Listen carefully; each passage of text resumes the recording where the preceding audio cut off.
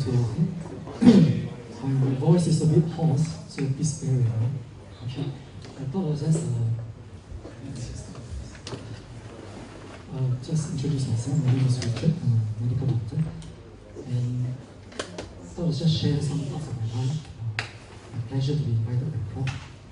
And hopefully we can use thinking about how as you pursue this department of training to become dental surgeons, thinking about other things as well.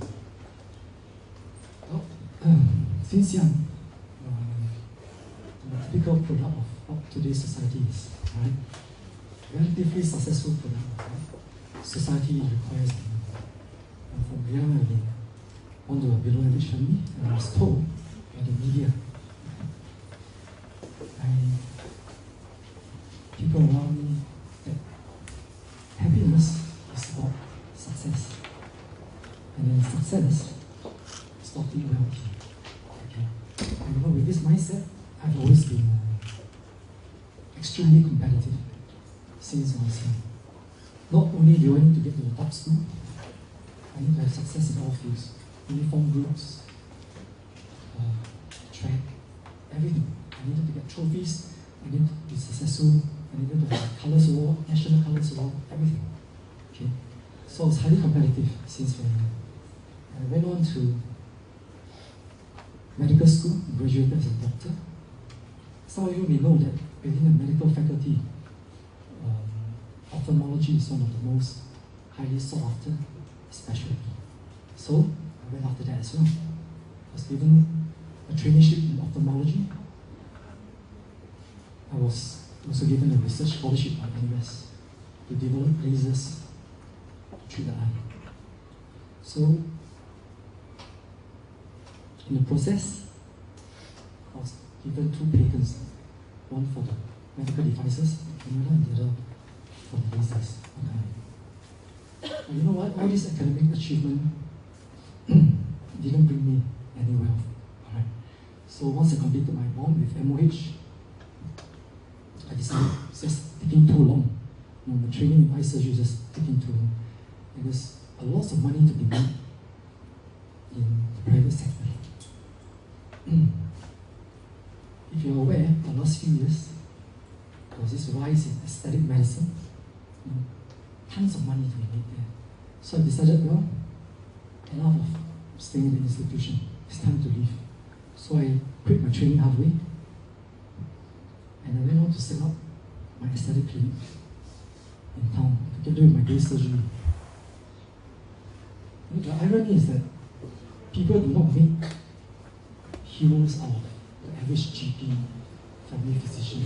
They don't. Right? They make heroes out of people who are much more famous. So people who are willing, they are not happy to pay $30 to see a GP.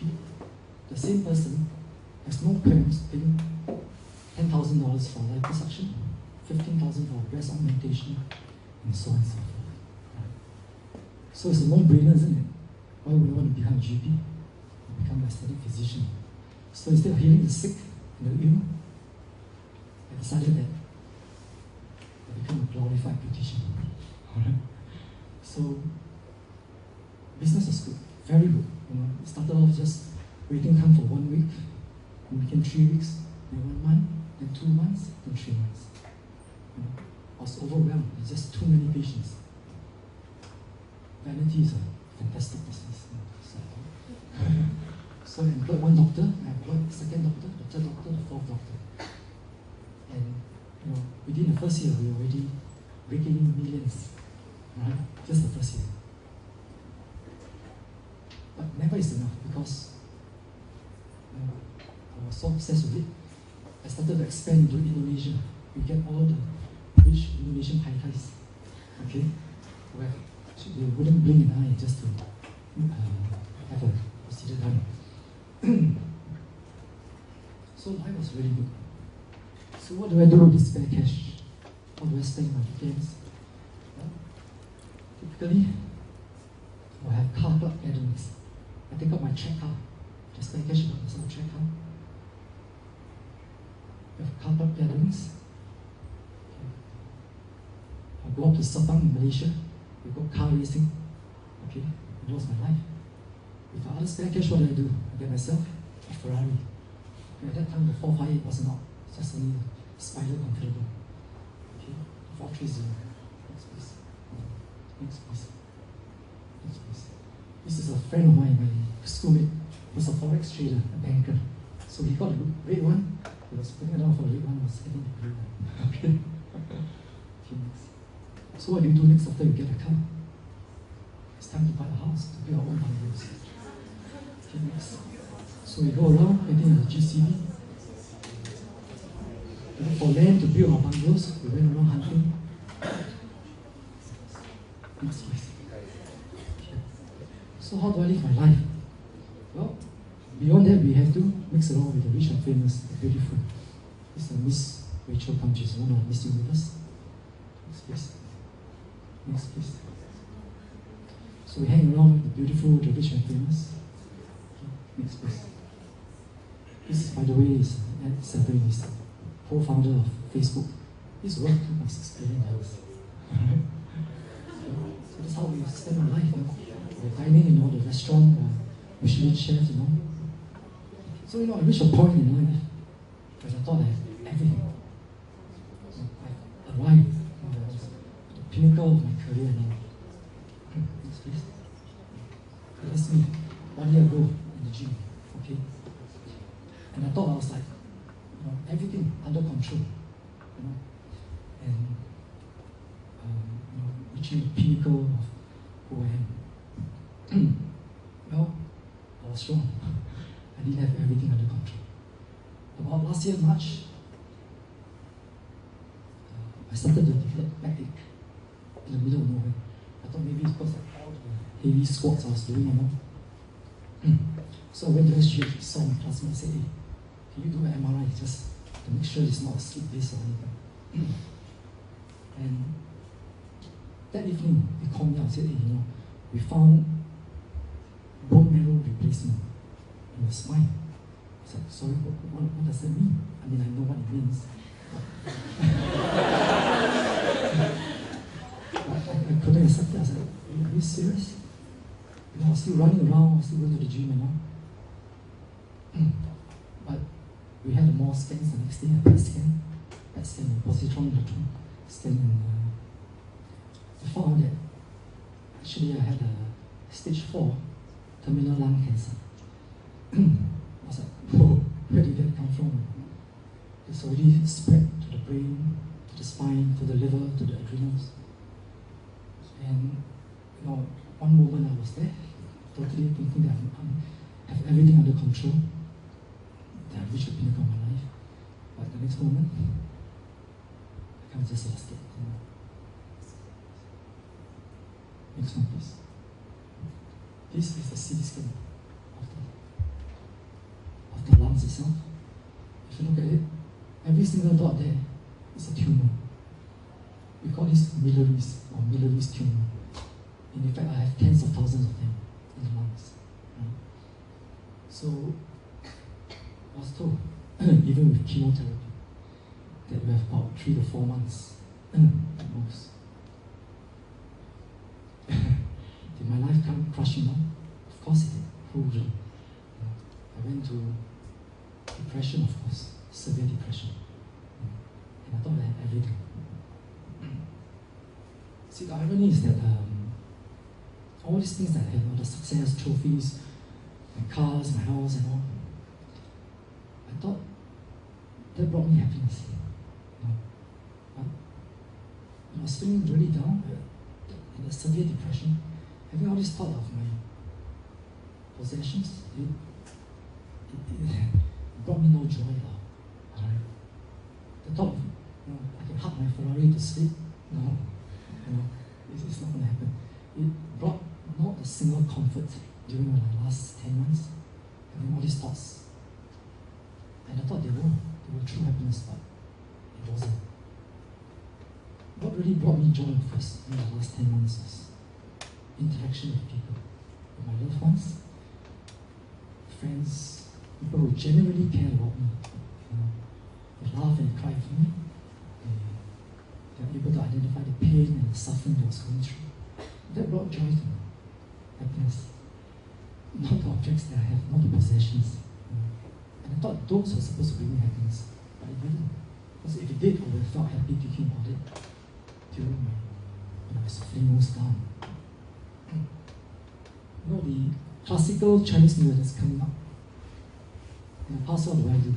Well, I will usually drive my flashy car to meet the rounds and visit my relatives, to show it off to my friends.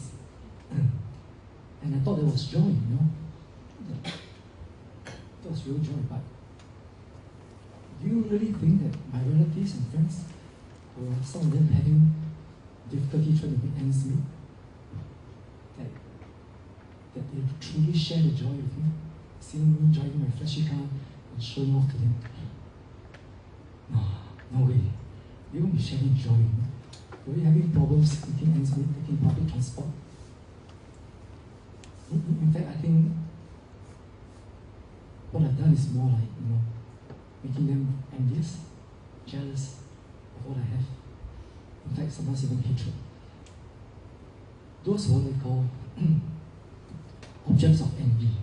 You know, I have them, I show it off to them, and I feel I can feed my own pride and ego. Alright? It didn't bring any joy to these people, to my friends and my relatives. And I thought they were real joy. Well, let me just share another story with you. You know, when I was about your age, staying in King Edward VII Hall, I had this friend who was, I thought, strange. Her name is Jennifer. We're still good friends. And as I walk along the path, if she sees a snail, she would actually pick up the snail and put it along in a grass patch. I was like, why do you need to do that? You know, why dirty your hands? It's just a snail. But the truth is, she could feel for the snail. The thought of being crushed to death is real to her. But to me, it's just a snail. If you can't get out of the pathway of humans, then you deserve to be crushed. It's part of evolution, isn't it? What an irony, isn't it? Then I was being trained as a doctor to be compassionate, to be able to empathize, but I couldn't. As a house officer, I graduated from medical school, posted to the oncology department in Cambridge. And every day, every other day, I witnessed death in the cancer department. And you know, I see how they suffered, I see all the pain that they went through, I see all the morphine that they press every few minutes just to relieve the pain. I see them struggling with their oxygen, taking their last breath and all. But it was just a job. You know, I went to clinic every day, to the wards every day, take blood, give the medication. But was the patient real to me? No, they weren't real to me. It's just a job. I do it, I get all the ward, I can't wait to go back home to do my own stuff. Was the pain, was the suffering that the patients went through real? No. Of course, I know all the medical things to describe how they feel, all the suffering they went through. But in truth, I do not know how they feel. Okay. Not until I became the patient. Because I can tell you now, I truly understand how they feel. Okay. And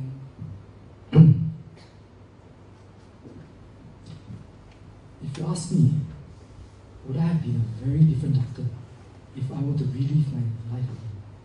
Now, okay, I can tell you yes, I will. Because I truly understand how the patient feels now.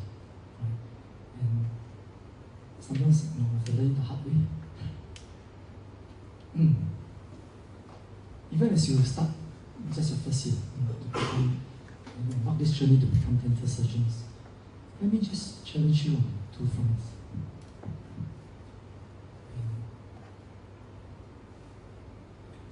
Inevitably, all of you here, when you start to go into private practice, you will start to accumulate wealth. I can guarantee that. Okay? Just doing an implant can bring you thousands of dollars. It's fantastic money. And actually, there's nothing wrong with being successful, with being rich or wealthy. Absolutely nothing wrong. The only trouble is, I think a lot of us, and myself, we couldn't handle it. Why do I say that? Because when I start to accumulate, the more I have, the more I wanted.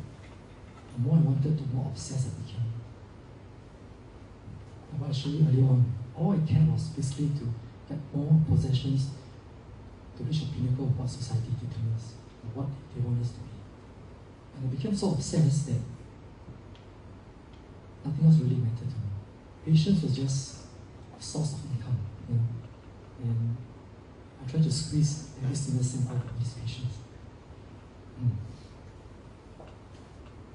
A lot of times we forget whom we're supposed to be serving, and we become so lost that we serve nobody else but just ourselves. And that was what happened to me. Whether it's in the medical, the dental fraternity, I can tell you right now, the right practice. Sometimes we just advise patients on treatment that's not indicated. Gray areas, and even though it's not necessary, we can't advocate it. We can't lose our moral compass along the way because we just want to serve ourselves.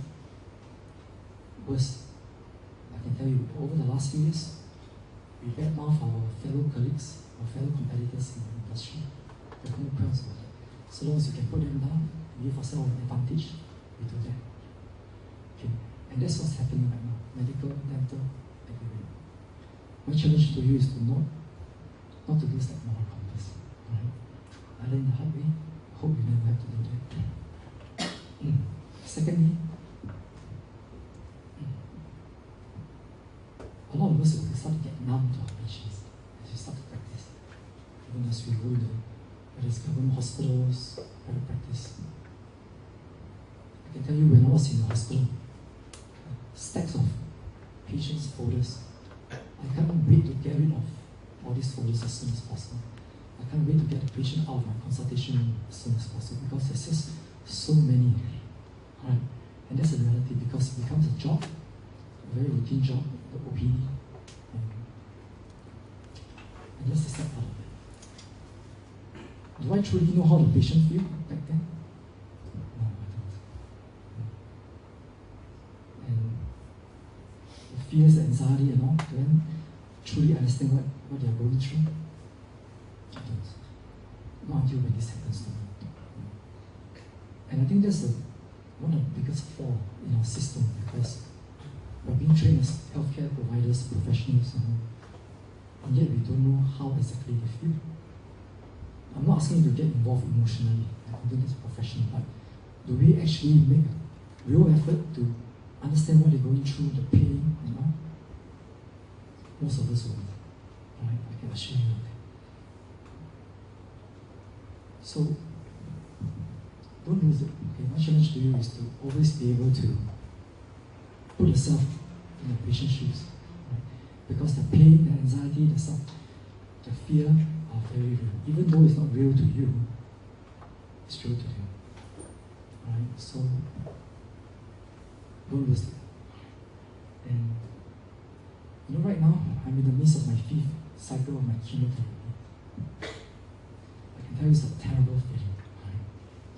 Chemotherapy is one of those things you don't wish even your enemies to go through because it's just suffering, lousy feeling, throwing out, you don't even know if you can retain your meals anymore. Terrible feeling. And even with whatever little energy now I have, I try to reach out to other cancer patients because I truly understand what pain and suffering is like. It's kind of a little too late and too little. Right? You guys have a bright future ahead of you. You have all the resource and energy. So I would think that I challenge you to go beyond your immediate patients.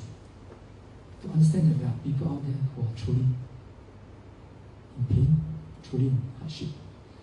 Don't get the idea that only poor people suffer. It's not true because a lot of these poor people, they don't have much in the first place. They're easily contented. For all you know, they're happier than you. Okay? But there are out there people who are suffering mentally, physically, hardship, emotionally, financially, and so on and so forth. And they are real. We choose to ignore them, or we just don't want to know that they exist. So, do think about it. Right? Even as you go on to become professionals and mental surgeons and all. You can reach out to these people who are in need. And whatever you do can make a large difference to them. I'm not at the receiving end, so I know how it feels like. Someone will genuinely care for me, encourage and all. It makes a lot of difference to me. Just okay, that's what happens after the treatment. I had a treatment recently, but I'll leave this for another day. A lot of things happen along the way, and that's why I'm still able to talk to you today. Okay? I'll just end on with this quote here. It's from this book called Tuesdays with Morris. I don't know, some of you may have read it. Okay? That, everyone knows that they are going to die. Every one of us knows that. But the truth is, none of us believe it. Because if we did, we would do things differently. When I faced death, when I had to, I stripped myself off totally. And I focus only on what is essential. The irony is that a lot of times, only when we learn how to die, then we learn how to live. Okay. I know it sounds very morbid for this month. Okay, but it's the truth. That's what I went through.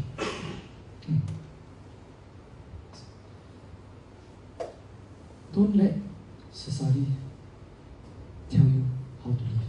Don't let the media tell you what you're supposed to do. Okay, because that's what's happened to me. And I live this life thinking that all these things are going to bring me happiness. Okay. I hope that you will think about it and decide for yourself how you want to live your own life. Okay, not according to what other people tell you to do. And you have to decide whether you want to serve yourself or whether you want to make a difference in someone else's life. Right? Because true happiness won't come from serving yourself. I thought it was. Okay. But it didn't turn out the way. And with that, I thank you. If anything, any questions you have for me, please feel free.